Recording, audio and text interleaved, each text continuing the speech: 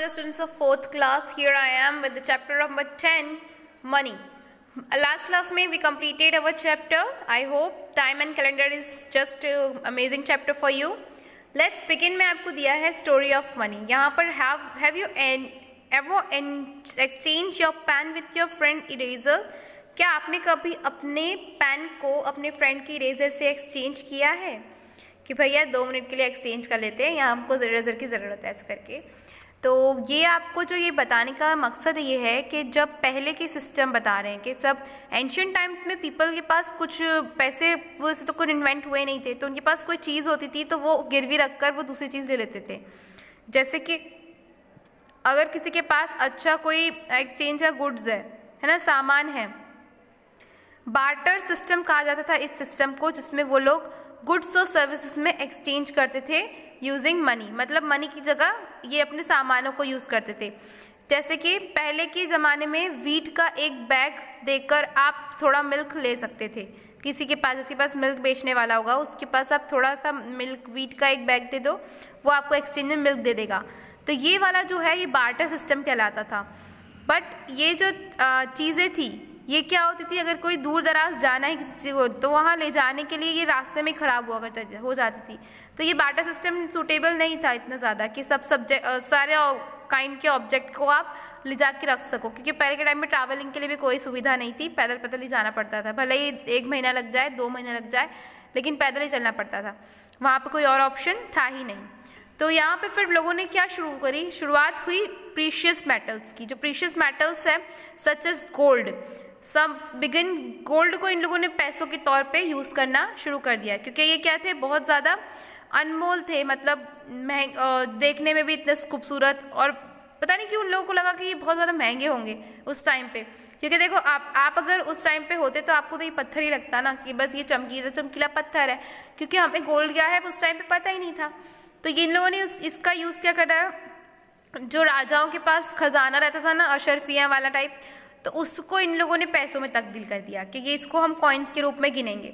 फिर उनको आगे जाके क्या प्रॉब्लम आई, ये आपको कुछ कॉइन्स की फ़ोटो दी है, गोल्ड कोराइट्स, गोल्ड स्पैट, ट्राई मनी, ये वाला, ये जो गोल्ड के सिक्के हैं ये इसमें अपने राजा खुद के अपने चेहरे खुदवाते थे। तो यहाँ पर क्या होता है, अब अपन को दिक्कत क्या आने लग गई कि अगर किसी को 1000 कॉइन्स देने हैं, मतलब 1000 पैसा देना है, तो क्या करेगा बेचारा, 1000 कॉइन्स देगा। देखा होगा आपने आज भी कई थैली में सिक्कों रखे जाते हैं, तो वैसे ही सिक्कों का पूरा एक पोट्री बनाकर उसको दिया जाता था किसी को भी देना है तो इसमें क्या होता था कि गिनने में गलतियाँ और फिर इतना सारा कैरी करना, क्योंकि अगर किसी को 1 लाख पैसे देने हैं तो वो 1 लाख कॉइन्स बाप रे कितना ज़्यादा हो जाएगा। तो इस कारण क्या हुआ, नोट्स का इन्वेंशन हुआ। फिर नोट्स जो आपको ये दिख रही है, जो ये ब्लैक सी है, ये थोड़ा सा डीप में देखो आप, इसको समझ में आएगा। इसमें ये 100 रुपीज़ की नोट है, पहली नोट थी जो चाइना ने इन्वेंट की थी, जिसको इन्होंने कुआ नाम दिया था। तो ये वाली नोट से फिर आपकी क्या हुई, करेंसी की डिस्कवरी हुई। अब हम जानते हैं कि हमारे इंडिया में कैसे नोट्स चलते थे। Bank and financial institutions provide money in the form of coins and notes. आपको पता है कि बैंक्स और फाइनेंशियल इंस्टीट्यूशंस यानी कोई और अगर जगह हो गई, वहाँ से आपको नोट्स मिलते हैं, वहाँ पे आप क्या करते हो, पैसे रखते हो और पैसे निकालते हो। और हर कंट्री की अपनी अपनी करेंसी होती है, जैसे कि ये यूएसए की है और ये इंडिया की है। इंडिया में मेन है हमारे महात्मा गांधी जी और यूएसए में ये पर्सन। तो ये ऐसी अंतर है, ठीक है, सेम नहीं होती कहीं की भी। ये डॉलर कहलाती है और हमारी इंडियन करेंसी इंडियन रुपीज़। तो exchanging money, you have seen various notes and coins. Look at the following notes and coins and their values in relation with each other. यहाँ पे आपने नोट्स एंड कॉइन्स देखी होगी। तो यहाँ आपको मैं बता रही हूँ कि 1 रुपये, ये जो 1 रुपया आप बोलते हो ना, ये किससे बना है, ये 100 पैसा से बना है, यानी शुरुआत हुई थी पैसा से। 1 पैसा 2 पैसा 50 पैसे में बहुत सारा सामान आ जाता था पहले के ज़माने में। ये आप अपने पेरेंट्स से पूछना, उनको पता होगा। तो फिर उसके बाद क्या हुआ, एक 10 रुपये की नोट आई, जो क्या हुई, 10 रुपये की नोट है। तो सोच लो इसमें रुपये कितने लगे होंगे, ऑब्वियसली 10 ही लगे होंगे। और अगर आप इसको और तोड़ना चाहते हो तो 5 की भी नोट आती है, तो 2 5 की नोट मिला के 10 रुपीज़ हो जाएंगे। तो ये हो गया। फिर 100 रुपये की नोट कैसी बनी, 100 रुपये की नोट अभी चेंज हो गई है, हाँ, वो पुरानी वाली देख रहे होंगे आप, ये न्यू वाली नोट है। तो ये जो न्यू वाली नोट है ना, वो 10 अगर 10 नोट आप ले लोगे तो 100 रुपये हो जाएगा, तो वैसे यहाँ पर ट्रांजैक्शन हुआ मनी का कि ये इसको इतना, इसको इतना। फिर आया 500 रुपये का नोट कि 500 रुपये का नोट क्या हो गया, अगर आप 100 की 5 मिलाओगे, ठीक है, 500 मिलाओगे तो आपको क्या मिल जाएगा 500, और यहाँ पर 500 मिल गया, फिर 500 मिलाओगे तो आपको क्या मिल जाएगा 500। देखो सिंपल है, बोलने में ही आ रहा है 500 यानी 500 की नोट्स। फिर आपको ये 500 प्लस 500 क्या मिल जाएगा 1000। अब यहाँ समझ में आ गया।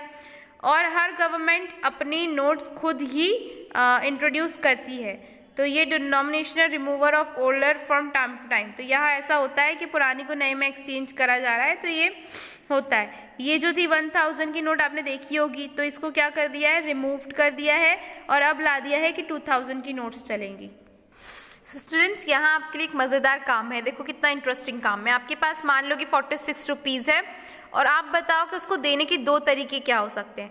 या तो आप 10-10 की 4 नोट दे दो, हो गया 40, या तो आप 20-20 की 2 नोट्स दे दो। 20 + 20 भी 40 होता है और 10 + 10 + 4 टाइम करोगे तो भी 40 होता है। तो ऐसे ही आपको क्या करना है, बाकी 40 जो 7 रुपीज़ है वो तो कॉमन है, 5 की नोट है और 1 का सिक्का है। आप इसकी जगह वो भी लिख सकते थे कि 5 की नोट की जगह आप लिख सकते थे 5 का कॉइन भी आता है, 10 का कॉइन भी आता है, तो आप उसका यूज़ कर सकते हो।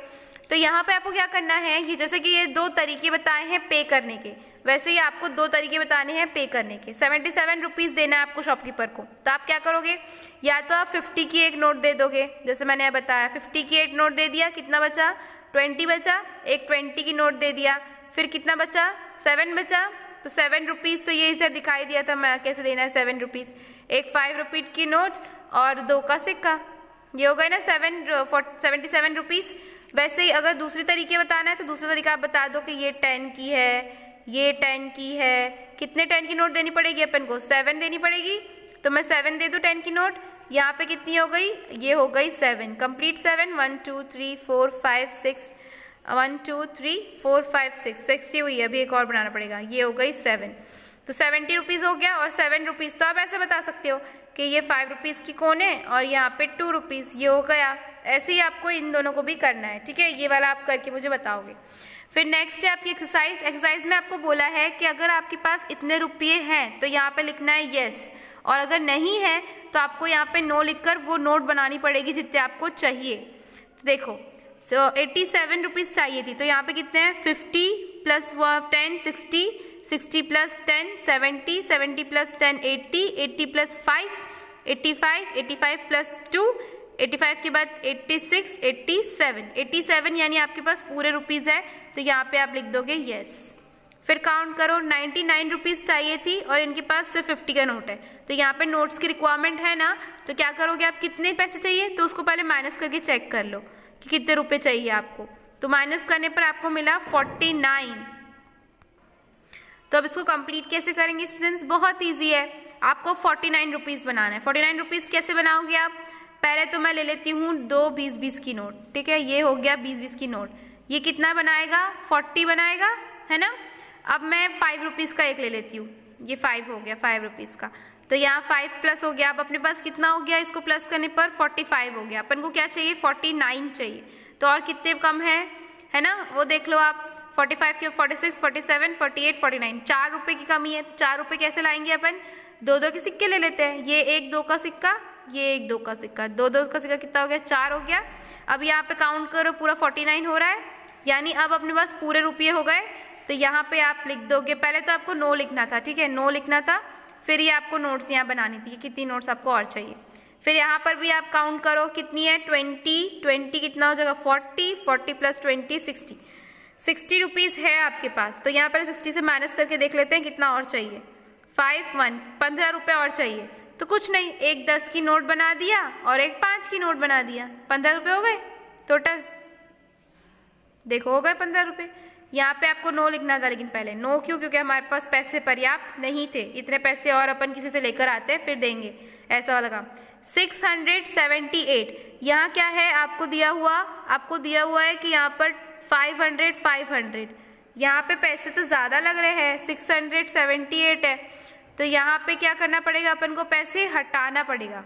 अगर आपके पास नोट है पूरी है, देखो ये तो छोटा ही है, ये आपको पूरा हो जा रहा है 1000 और आपको देना है 678, तो आपको एक्स्ट्रा नोट की ज़रूरत है क्या? नहीं है। तो यहाँ पे आप यस लिख दो कि इससे पेमेंट हो जाएगा। यहाँ पे काउंट करो, 5 10 की नोट है, इट मीन्स 50 और 2 4 4 के कौन से, यानी 4 54 हो गया। तो यस लिख दो, yes you have all money. फिर है यहाँ पे एक किताब का रेट दिया हुआ है 783 और आपके पास नोट है 2000 की, ईजीली आप पे कर सकते हो ना, तो यहाँ पे भी यस लिख दो। ये कंप्लीट होता है आपका सेशन यहीं पर। मिलते हैं नेक्स्ट क्लास में। I hope you all enjoyed this. और ऐसे गंदा सा मत बनाना आप लोग, थोड़ा सा डेकोरेटिव अच्छी सी नोट बनाना, ठीक है। मिलते हैं नेक्स्ट क्लास में। Goodbye all of you.